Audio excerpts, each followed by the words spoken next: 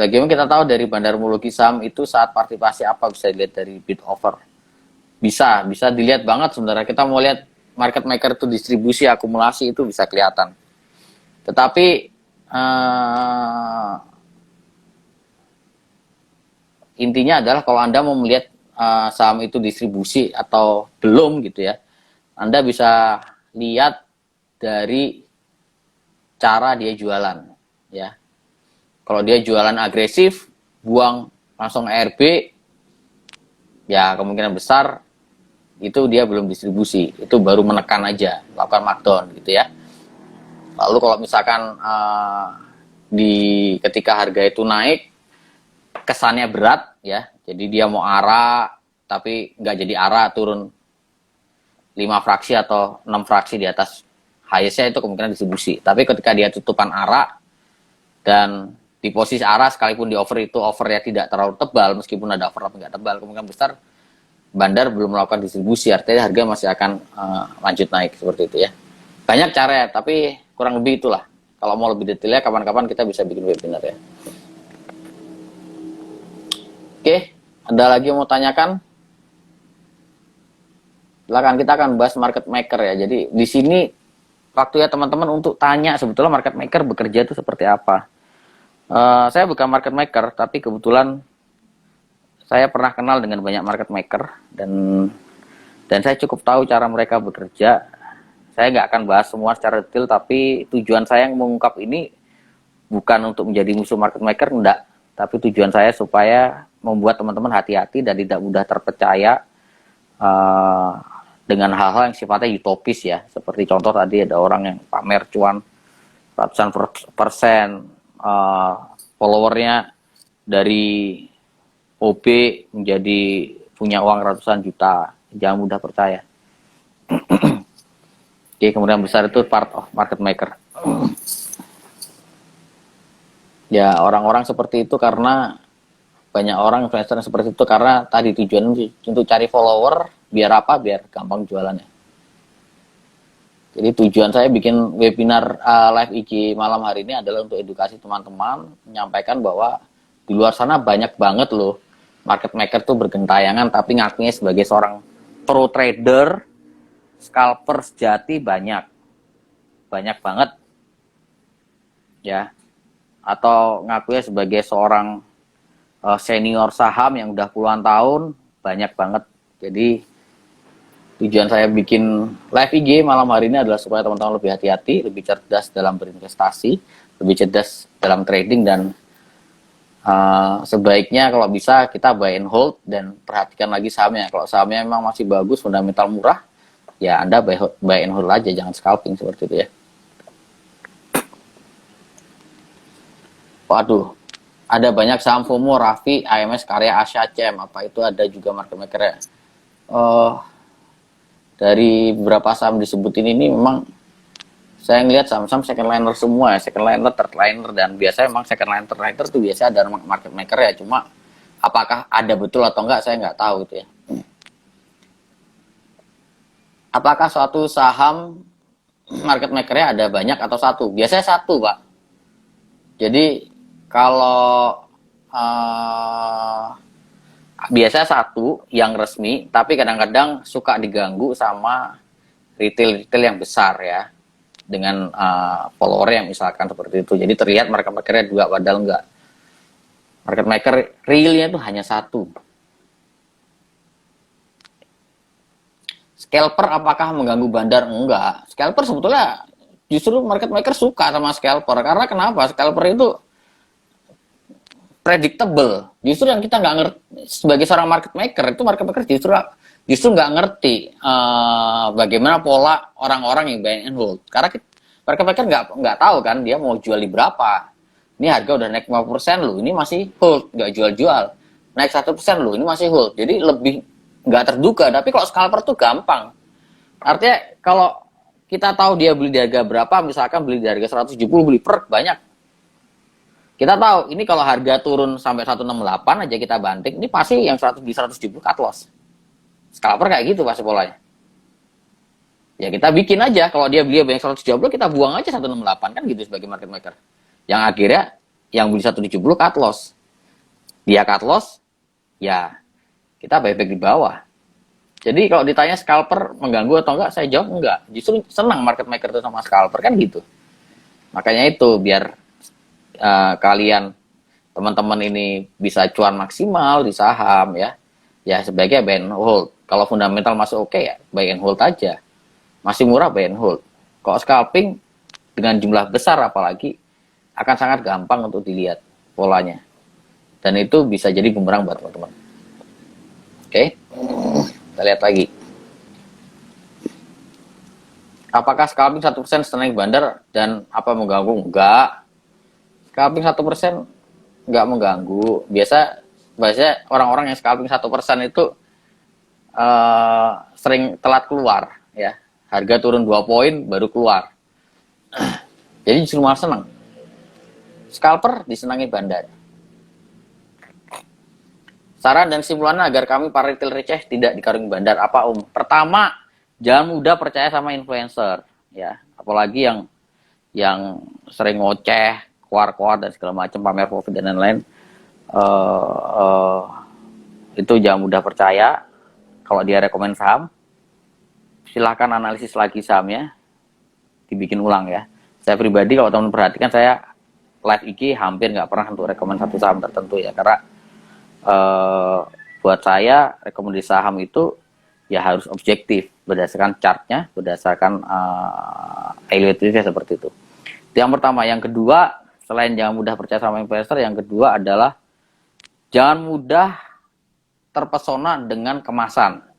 Ada orang yang tampil dengan tampilan yang wah, jalan-jalan terus, bawa mobil mewah gitu ya. Teman-teman kan nggak pernah tahu di belakangnya seperti apa. Teman-teman kan baru 1 tahun di market. Teman-teman kan belum belasan tahun di market. Teman-teman kan belum banyak kenal sama orang-orang di sekuritas, orang di market kan teman-teman belum banyak kenal gitu ya. Jadi jangan mudah percaya. Karena apa yang terlihat di layar, di sosial media, penampilan mobil dan segala macam seringkali tidak mencerminkan sebetulnya seperti apa sih. Seperti itu. Yang ketiga, kembali lagi supaya Anda tidak dikarungi oleh market maker adalah caranya Anda harus lakukan analisis sendiri. Jangan dengerin orang. Ya, Anda belajar teknikal, Anda belajar fundamental analisis, dan nomor 1 sebelum Anda beli saham, Anda harus lihat fundamentalnya. Masih murah nggak sih? Dan Anda harus compare sama peers-nya, itu yang paling penting. Kalau Anda beli saham konstruksi, Anda harus lihat saham yang Anda beli ini dibandingkan peers-nya, saham-saham konstruksi yang lain, itu masih murah atau udah mahal. Lalu kalau fundamental sudah bagus, baru Anda lihat teknikalnya. Ya, Anda bisa gunakan elite wave atau technical analysis yang lain. Lalu berikutnya ya trading plan harus disiplin. Anda harus punya trading plan disiplin. Kalau Anda trading tanpa punya trading plan, apalagi hanya dengerin orang, baca rekomendasi orang tanpa punya trading plan sendiri, ya itu keliru. Kemungkinan besar bakal dikarungin bandar. Ya, intinya itu Anda harus analisis sendiri.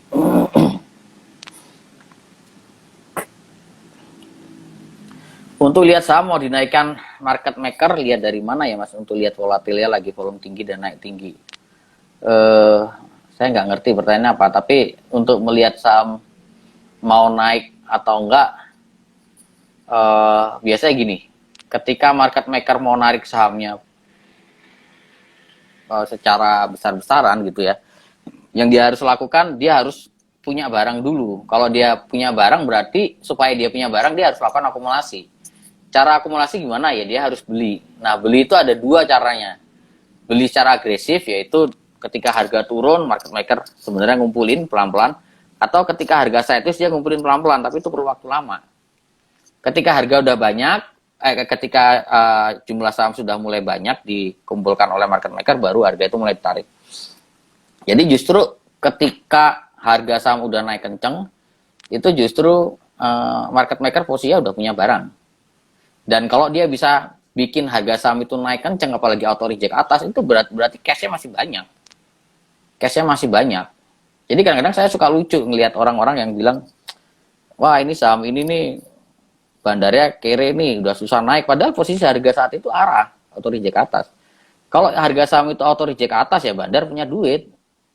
Market maker punya duit, yang artinya apa ya? Artinya harga itu kemungkinan besar masih akan naik lagi gitu.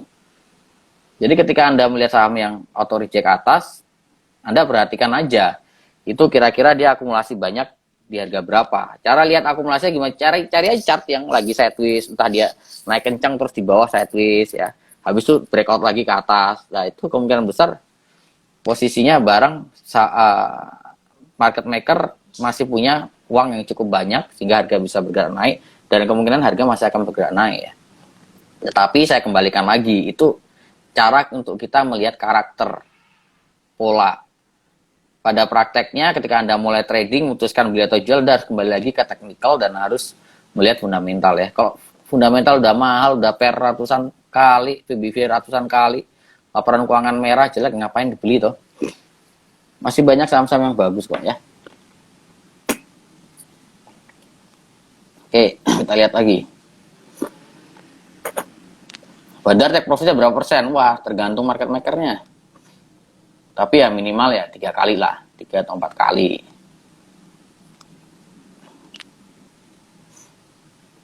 Bandar itu akan jualan atau take profit setelah mereka sudah naikkan berapa persen? Ini tergantung market maker punya karakter yang beda-beda. Kalau market makernya kere ya, kalau dia duitnya ngepas gitu ya, biasanya dia modelnya pump and dump. Dia pom-pom, harga sahamnya naik, kalau dia kere ke atas, red, habis didampak itu bandar kere biasanya. Biasa kalau bandar itu duitnya banyak, dia akan nariknya smooth. Hari ini naik 5%, besok 10%, besok naik lagi, besoknya atau reject atas ya, naiknya continue gitu. Tapi kalau dia cuma naik sehari terus di pump, apalagi banyak yang kasus-kasus waktu zaman dulu banyak yang kasus IPO, wah rame semua orang berbondong-bondong, influencer keluar semua, buzzer keluar semua ya, rame sahamnya, rame banget dibahas. Hari pertama IPO naik, habis itu turun terus, nggak gerak-gerak lagi, dan akhirnya nyender di 50 banyak. Itu bandar kere namanya. Ya. Bagaimana tahu market maker sedang akumulasi atau distribusi ya? Caranya banyak. Saya nggak akan bahas secara detail dari ini ya, tapi Anda bisa perhatikan dari chart, sebenarnya itu bisa kelihatan semua. Oke. Bagaimana cara membedakan chart yang sengaja dilihat bandar dan dilihat cantik oleh retail? Loh, market maker itu pasti kemungkinan besar akan bikin chart, itu pasti, karena baik secara disengaja maupun tidak sengaja, itu memang secara cost, secara biaya yang paling murah itu adalah membuat harga sesuai dengan technical analysis. Itu paling murah. Kenapa begitu?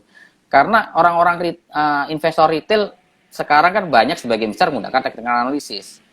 Jadi artinya kalau misalkan dia pengen harga naik dengan cost kecil, dia harus bikin chart itu secantik mungkin supaya retail ikut bantu beli di atas gitu ya, ikut bantu beli sehingga harga akan mudah untuk bergerak naik, dan juga cost-nya juga akan semakin kecil gitu. Jadi kalau ditanya ya membedakan chart yang sengaja ditulis atau tidak, ya agak susah, karena kadang-kadang market maker itu juga tidak sengaja ngelukis chart. Jadi itu terjadi karena memang kondisi seperti itu. Jadi memang kalau harusnya koreksi, dia mau nahan bagaimanapun, kalau memang itu secara teknikal memang harus turun, ya dia mau nahan susah, cost-nya besar banget. Jadi daripada dia ngeluarin cost gede, ya mendingan dia ikutan buang aja sekalian gitu. Begitu juga sebaliknya. Kalau ketika harga turun dan sudah oversold sekali, semua teknikal bilang wah udah oversold dan harusnya harga ditarik naik. Kalau market maker itu memaksa untuk buang barang terus, ya barangnya kemungkinan besar hilang di retail, malah repot. Daripada hilang di retail, dia lakukan ya udah dia angkat lagi, retail ikut naik, dia baru buang lagi di atas, kayak gitu. Jadi kembali lagi, market maker itu tidak bisa lepas daripada technical analysis, tinggal metodenya apa yang dia ikutin ya, caranya bagaimana, seperti itu. Oke. Oke, ada yang mau tanyakan lagi? Silakan, Anda mau tanya apa terkait market maker, apa yang saya tahu pasti saya akan buka di sini.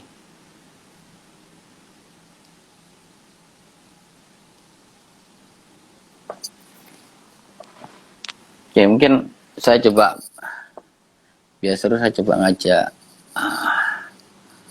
Pak Didit untuk join.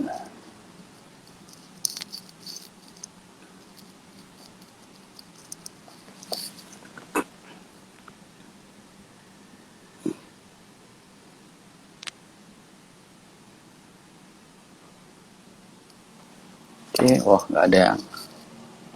Oke, waktu saya udah habis, udah 21.06, udah lebih dari 1 jam. Kalau saya kasih waktu 1 menit lagi buat teman-teman kalau ada yang mau ditanyakan. Kalau enggak, untuk menutup live kita hari, oh ada. Gimana caranya lihat market maker akumulasi? Banyak caranya Om. Dari lihat volume, dari chart ya. Broksum kadang-kadang bisa dilihat tapi kadang-kadang enggak, banyak caranya. Oke. Nggak selalu market maker butuh waktu lama, tergantung tadi yang saya katakan, ada market maker itu yang akumulasi ketika dia harga di bawah lalu dia ngumpulin, atau ketika harga turun dia baru ngumpulin, atau ketika sideways dia ngumpulin pelan-pelan, atau bisa jadi dia ngumpulin sambil narik, itu bisa jadi sambil dia ngangkat dia ngumpulin habis itu banting supaya retail yang punya barang lama dia cut loss, dia bisa beli lagi. Caranya banyak, jadi tidak selalu ketika market maker akumulasi itu waktunya lama, bisa jadi cepat. Tentang bid palsu yang buat nganjel Om, gimana tuh ya? Kalau bid palsu kan semua bisa di-create ya. Apa susahnya kita ngebid 50.000 lot di satu level, habis itu di withdraw semua, apa susahnya? Jadi itu hal yang wajar saya rasa ya.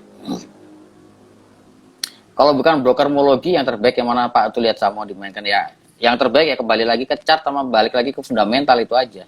Kalau teman-teman melihat bandar dan segala macam, broksum dan segala macam, itu semua sangat dinamis, bisa berubah. Jadi kembali lagi ke chart dan kembali lagi ke fundamental. Apabila asing beli, chart akan naik? Belum tentu. Karena kita bisa menjadi foreign investor dengan gampang. Kalau Anda punya duit sedikit, Anda bikin perusahaan di luar negeri, ya entah pakai nama orang atau apa, whatever lah, and then Anda opening account di sana. Di luar negeri, uangnya dari Anda, tapi opening account atas nama perusahaan di luar negeri itu bisa. Maka yang keluar akan foreign. Jadi foreign itu tidak selalu menjamin real foreign, bisa jadi asing ya, bukan asing tapi asing, itu bisa. Kalau saham yang dibawa ke harga 50 seperti Kabak, market makernya nyangkut juga Pak. Nggak mungkin market maker, nggak mungkin nyangkut. Real market makernya nggak mungkin nyangkut. Yang nyangkut para trader, investor, atau follower-followernya para investor itu yang follower dari para market maker itu yang nyangkut mungkin. Market maker hampir nggak mungkin nyangkut lah, kecuali hampir nggak mungkin lah. Tanda market maker mulai markup harga gimana? Markup harga itu biasanya akan banyak keluar berita positif di media-media. Berita positif di media-media, lalu berita-berita itu akan di-share banyak ke grup-grup ya. Berita loh Bu, saya katakan berita. Jadi kalau udah mulai keluar, oh ini ada perusahaan ini laporan keuangannya bagus, oh ini keluar dia mau akuisisi tambang, ini udah keluar berita, itu udah mulai tuh. Dia markup harga untuk distribusi. Jadi hati-hati kalau sudah emiten keluar berita. Tapi kalau ada harga saham udah naik 25%, 30%, tapi belum ada keluar berita apa-apa, kemungkinan besar itu market maker masih akan lanjut menaikkan harganya. Karena market maker berani ngangkat harga tinggi, itu kan cost-nya juga tinggi kan, modalnya besar. Kalau dia berani angkat harga saham tinggi, itu pasti ada triggernya.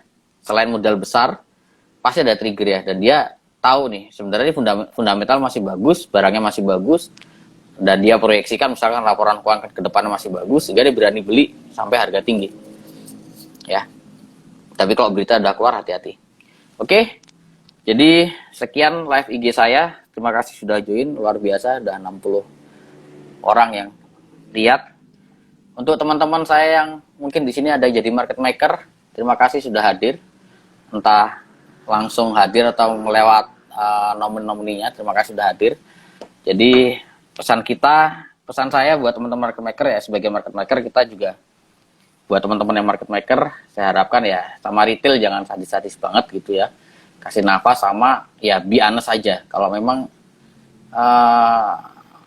niatnya distribusi ya kita lewat mekanisme market secara teknikal, secara fundamental, tapi jangan pernah untuk mengajak follower kita, investor follower kita untuk beli saham kita sementara kita distribusi, jangan seperti itu.